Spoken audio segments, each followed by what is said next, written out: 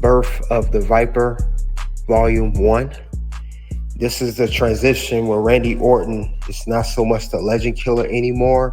He's transitioning over to what he is currently now, the Viper. Now, last video we talked about how Rated RKO had disbanded when Edge went to SmackDown to cash in his contract to become the world champion, and Randy Orton still stayed on Raw to pursue the WWE Championship. Now, in the timeline now, we are at June 23rd, 2007 Raw. John Cena, the reigning WWE champion, who's been champion at this point for almost a year, considering he won the championship back at Unforgiven 2006 against Edge, which will be around September of that year. He had a match against Carlito, and he defeated him. After he defeated him, Randy Orton came out of nowhere, RKO'd him. Jonathan Coachman announced Randy Orton the number one contender for the WWE Championship. Now, for the next several weeks on each episode of Raw, Randy Orton has came out and attacked him with RKO after a match. Cena completes, or whenever he's in the ring, he sneaks up behind him and he hits with RKO.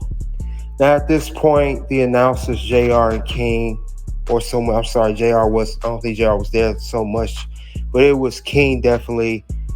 He mentioned, I think JR mentioned it too, that Randy Orton, when he sneaks up on his opponents or potential opponents, he's like a viper. JR said it in one episode that he's like a viper. So they was already calling him the Viper at this point. So like I said, he did about 3 or 4 RKOs for the next few weeks.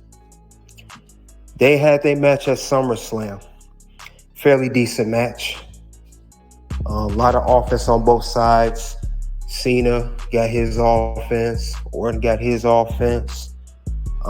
Cena mostly used his strength, power.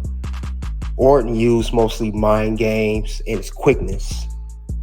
So both of those combined, made a decent match out of those two. Even though it was their first match, first of many, because Cena Orton is, in my opinion, one of the best rivalries in the WWE of all time, not just their generation. They always had great chemistry with each other. So, Randy Orton, there are times in the match where Cena will go for a shoulder block. He ducks. He knocks Cena out the ring. He even took Cena out on the announce table. And he hit an RKO on him. 1, 2. Didn't get the pinfalls in the count. When he picks Cena up, trying to prove RKO, Cena picks him up for attitude adjustment. 1, 2, 3. Cena is still the WWE champion. Randy Orton cuts a promo the next night on Raw saying that John Cena must have luck on his side. He must have God on his side because there's no way he should escape me. There's no way he should still be champion. It should be me instead of him. He's saying that it's still pretty much his destiny to be WWE champion. And there's no way possible. Orton is, basically in the ring. He's upset and he wants a rematch.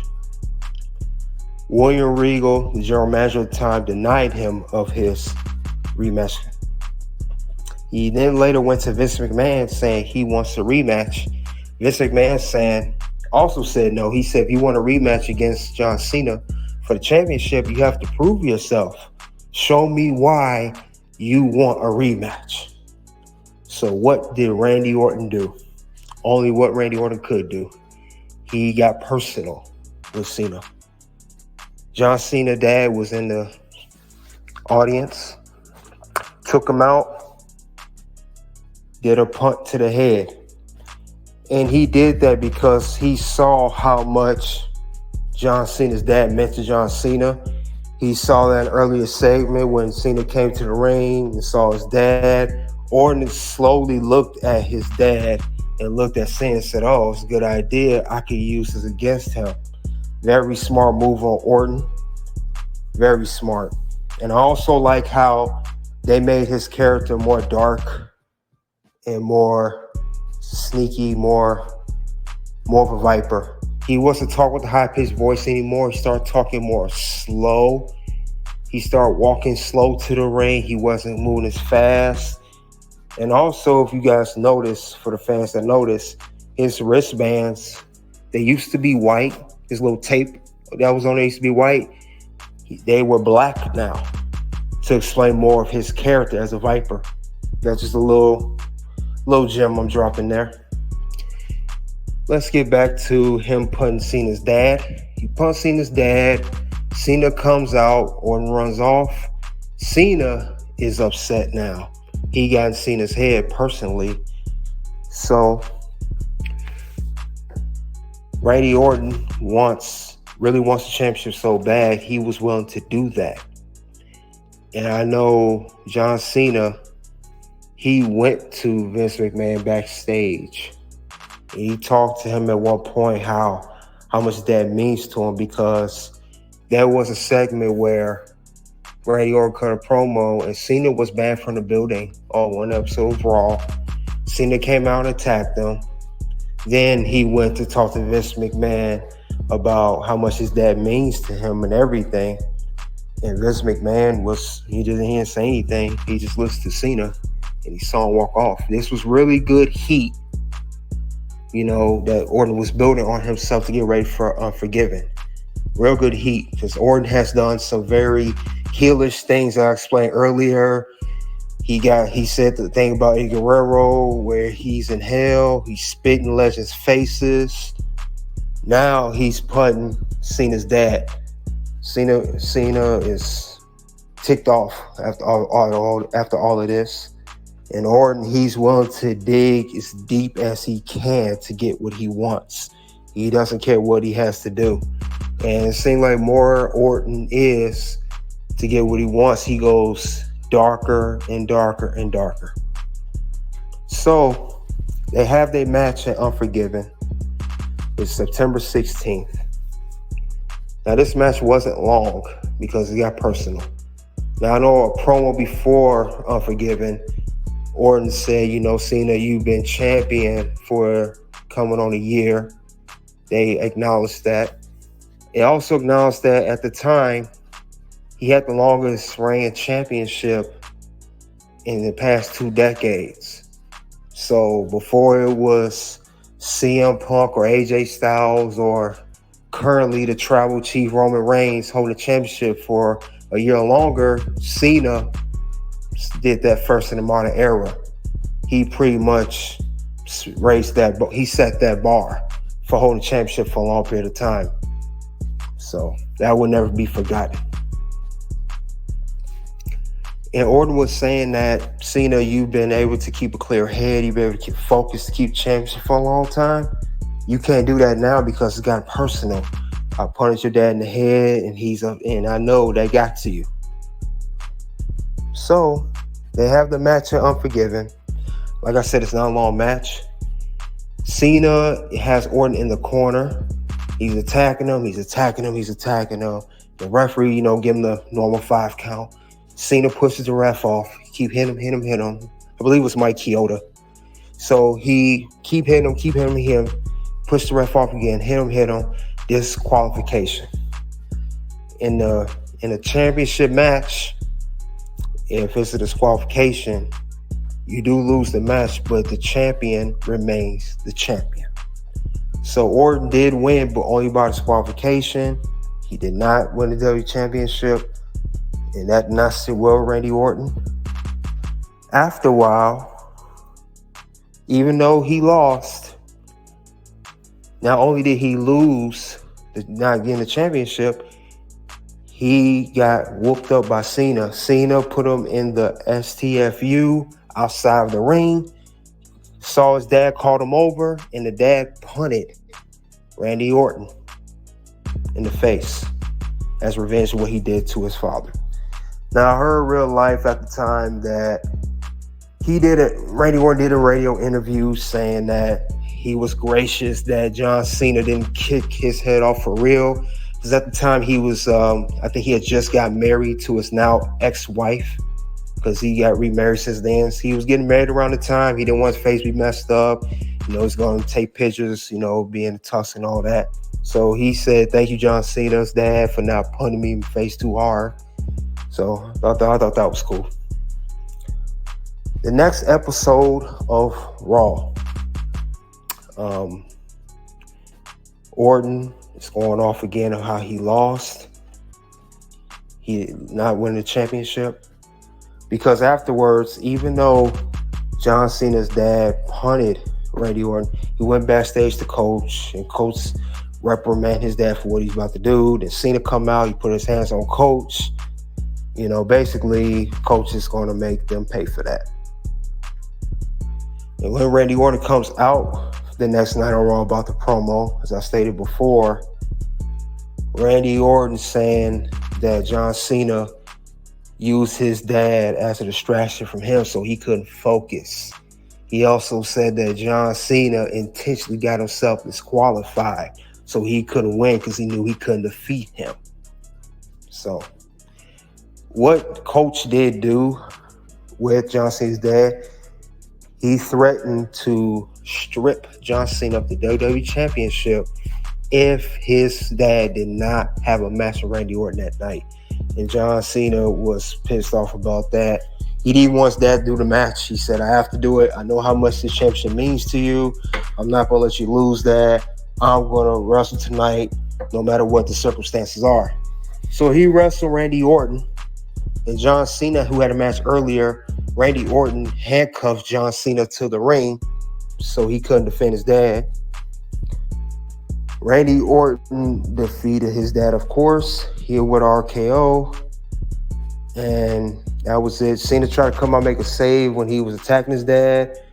He broke the through the turnbuckle of the handcuffs. Randy Orton left, got out of there. That was it afterwards. Now, there were promos cutting how John Cena's not going to win this time because the match was for No Mercy for a last man standing match against Randy Orton and John Cena for the WWE Championship. That's the match. This will be supposed to be their third match together with the championship on the line. So he kept cutting promos saying that Cena's not going to get out this time. He ain't going to be the last man standing. It's going to be me. I'm going to be a champion. I need to be champion. He said promos like that. And he also did a Raw via satellite of how he was punting ahead and how he's coming for that championship no matter what. But unfortunately, there was a turning point in this. On the October 1st edition of Raw, John Cena had a match against Mr. Kennedy. He tore his pectoral muscle in the match when he was doing an arm drag to Kennedy. And Cena was hurt. If you could look at the back at the replay, he was hurt. He was holding his arm. Even the ref didn't know what was going on at first. So Randy Orton came out afterwards. As usual, after every Cena match, he attacks him from behind. He went out to the announce table, did an RKO on the announce table, and that was it. As a result of this injury, it will require John Cena to have surgery. He will be out for a certain amount of time. Vince McMahon came out on the following episode. Well, the next night he came on the following episode of ECW, which no longer exists. He came out there, he said that Cena had a debilitary injury. It's going to require surgery. He will be out for anywhere from 6 months to a year. As a result of that, he will be stripped of the WWE Championship, and there will be a new WWE Championship crowned at the No Mercy pay-per-view. And he said history will be made. And at the time, no one knew what that meant. So there is no match against Cena and Orton for No Mercy. No match at all. Now that he's hurt. At the No Mercy pay-per-view, Randy Orton is awarded the championship by Vince McMahon. William Regal was out there as well. and Randy Orton holds the title, holds in the air, pyro goes off, cuts a promo saying it's been a long time coming. Nobody, he said nobody deserved this championship more than him. Now, this is his first world championship in 3 years. He did not hold a world championship the last time since 2004 when he was a member of Evolution. So time has definitely passed since the last time he was a champion. So this has been a long time coming. He has a point in that. He was in a lot of big matches, but he didn't win any championships. He got close, but did not win. This championship was awarded. And he said there's nobody in the locker room deserves a shot at him. He has nothing else to prove. Then as soon as he says that, who music hits? Triple H music hits. The recently returned Triple H, who came back at SummerSlam, as I stated earlier in my other video, when he tore his second quadricep muscle at the New Year's Revolution pay-per-view back in January. He came back and he faced Booker T at SummerSlam. I'm sorry, King Booker at SummerSlam. So Randy Orton, Triple H, they talk. Triple H said, congratulations on being a new champion. I know you have to defend the title anyway. Why don't you defend against me? Randy Orton immediately says no. Vince McMahon also says, hey, he said no. And Triple H, being the game, he goaded Vince McMahon into give him a championship match. He said, hey, you got your match. You're on. Triple H and Randy Orton having a little match, a little back and forth. It was a very short match. Randy Orton goes into the turnbuckle to get Triple H. He misses. Triple H does a schoolboy roll-up. 1, 2, 3. Triple H, the new WWE champion, 11-time champion. So Randy Orton can't believe it. He's shocked that he lost the championship. It's a very short title reign, as Triple H mentioned earlier, when he said, no, don't want your second title reign be shorter than your first, meaning he was the one that ended it.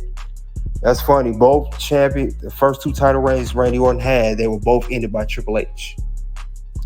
So, Triple H, he's new champion. Vince McMahon said there would be history made. He made Triple H defend the championship against Umaga for the championship. He won that match.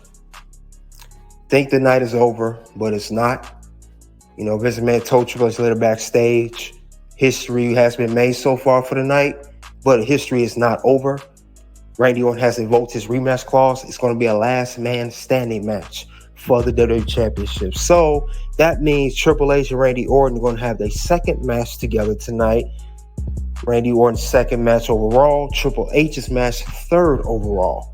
So this is brutal. Triple H has ribs busted up by Umaga earlier that evening.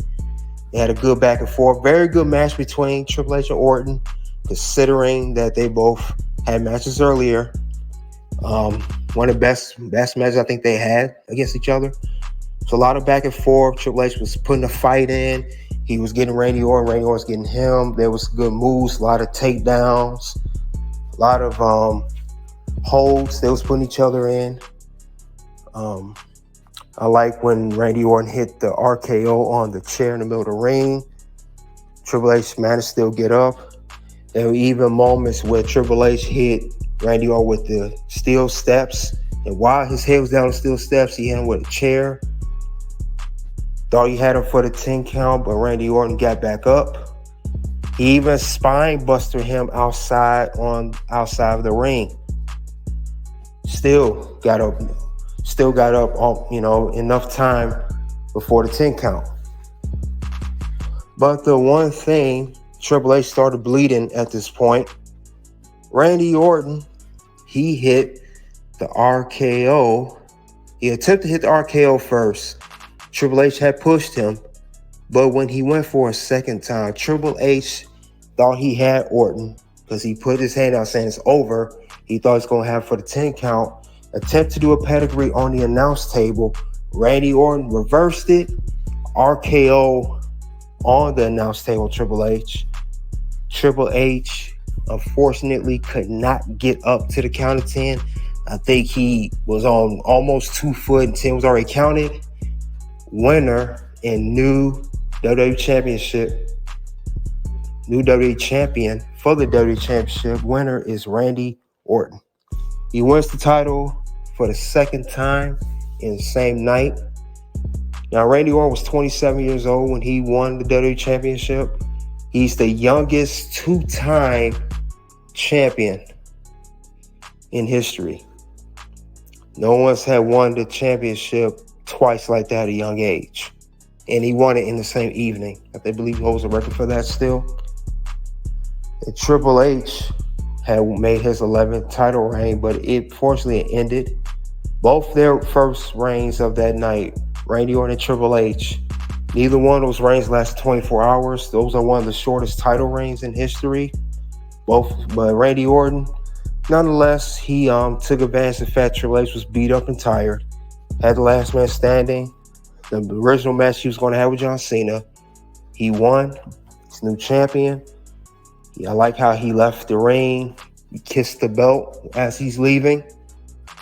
And the show was over after that. The No Mercy pay-per-view ends. Triple H is bloodied up and busted up. So this was a good rivalry. John Cena and Orton, and also it kind of revisited him and Triple H, because Triple H pretty much was John Cena's replacement. Now later on in this title reign that Randy Orton has, he's going to eventually face John Cena and Triple H at the same time later on in WrestleMania 24. So that's going to be very entertaining with the history he has with both of these men at this point. But this is the end of Birth of the Viper, Volume 1. I'm going to talk about Volume 2 in the next video. Going to discuss his history with Shawn Michaels